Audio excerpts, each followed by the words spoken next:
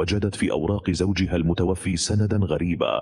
بينما كانت ترتب أوراق زوجها المتوفي وجدت سندا لدين على تاجر، فأخذته تشتكي إلى القاضي حقها، فطلب حضور التاجر. وفي المحكمة دعا التاجر ليقترب منه وقال له: لو كان عليك دين فالأفضل أن تسدده الآن. فأنت ذاهب إلى ما ذهب إليه الرجل. نظر التاجر إلى المرأة ولمس الحاجة لديها، فطلب من القاضي أن يمهله إلى الغد وسيعود بالمبلغ.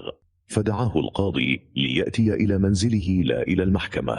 وفي اليوم التالي حضر الرجل وأعطى السيدة ما عليه من المال. عادت الزوجة إلى بيتها وراحت ترتب باقي أوراق زوجها، فتفاجأت بوجود سند آخر يوضح أن هذا التاجر سدد ما عليه. فأخبرت القاضي الذي اتصل بالتاجر طالبا منه الحضور فورا. أتى التاجر والفرحة على وجهه، فسأله القاضي ليوضح ما حدث، فأجابه بأن هذا المبلغ كان مجهزا لابنته المريضة، لكنه لاحظ حاجة السيدة إليه فأعطاها إياه، وبأنه مؤمن بأن الصدقة سبب لشفاء المرضى، وقد دعا الله لشفاء ابنته.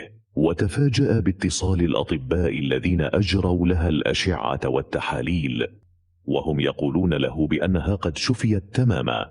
إن الصدقات سبب لشفاء المرضى وتدفع البلاء، ويا لها من عبادة عظيمة تطهر الذنوب.